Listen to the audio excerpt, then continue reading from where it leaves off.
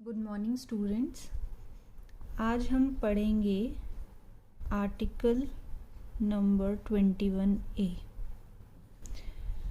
तो जब कभी भी आप किसी भी आर्टिकल के आगे कोई अल्फ़ाबेट देखते हैं तो उसका मतलब ये होता है कि ये वाला जो आर्टिकल है that is article number 21A कोई ना कोई अमेंडमेंट एक्ट के थ्रू कॉन्स्टिट्यूशन में ऐड किया है। तो वो कौन सा अमेंडमेंट एक्ट था? 86th अमेंडमेंट एक्ट था। ठीक है, आपका 86 अमेंडमेंट एक्ट 2002। तो 86 अमेंडमेंट एक्ट 2002 के बाद आपका जो आर्टिकल नंबर 21A है वो कॉन्स्टिट्यूशन में ऐड हो गया था। तो अब सबसे पहली बात कि आर्टिकल नंबर 21A कहता क्या है? ये बोलता है 6 to 14 ईयर्स ऑफ एज जितने भी बच्चे जो 6 से 14 साल के हैं उन्हें फ्री और कंपलसरी एजुकेशन प्रोवाइड करना, free and compulsory education provide करना। ठीक है, और ये एक क्या है? Fundamental right.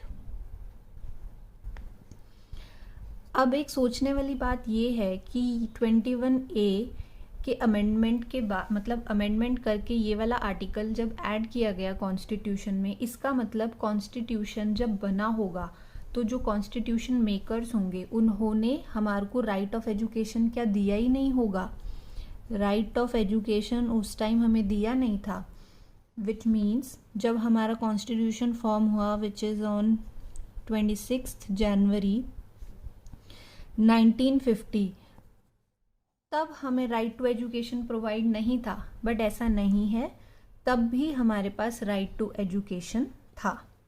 आपने देखा होगा कि जो आर्टिकल नंबर 45 है वो ये कहता है कि 6 से 14 साल, वो ये कहता है यहाँ पर क्या है 0 to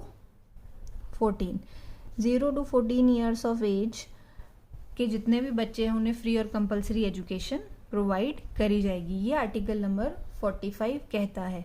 बट ये जो आर्टिकल नंबर 45 है ये किसके अंदर आता है? DPSP। ठीक है, अब DPSP होता क्या है? DPSP होता है directive principle of state policy. ठीक है, जिसको शॉर्ट फॉर्म में DPSP कहते हैं। DPSP जो है आपका, उसके अंदर आपका आर्टिकल नंबर 45 होता है जो ये स्टेट करता है 0 से 14 ईयर्स के जितने भी चिल्ड्रन हैं उन्हें फ्री और कंपलसरी एजुकेशन दी जाएगी। पर ये जो DPSP होते हैं, जो directive principle of state policies होती हैं, वो क्या होती हैं? एक तरह की गाइडलाइंस होती हैं जो कॉन्स्टिट्यूशन हर एक स्टेट को देता है। वो ये बोलता है कि जब भी कोई स्टेट अपनी कोई पॉलिसी फॉर्म करेगी तो इन सब बातों को ध्यान में रखते हुए अपनी पॉलिसी बनाएगी।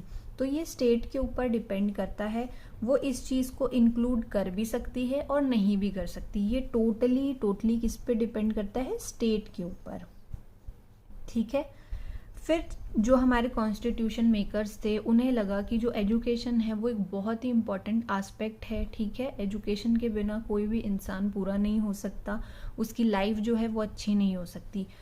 तो तब कॉन्स्टिट्यूशन में क्या हुआ? 86 अमेंडमेंट एक्ट हुआ और वहाँ पर 21A आर्टिकल बना जिसको एक फंडामेंटल राइट बना दिया। क्या बना दिया? फंडामेंटल राइट बना दिया, राइट टू एजुकेशन। ठीक है, राइट टू एजुकेशन बना दिया गया।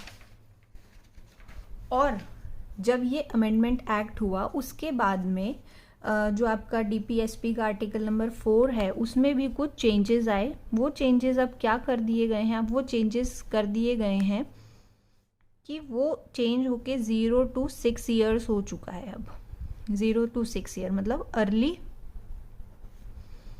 Childhood learning. ठीक है, अर्ली चाइल्डहुड लर्निंग।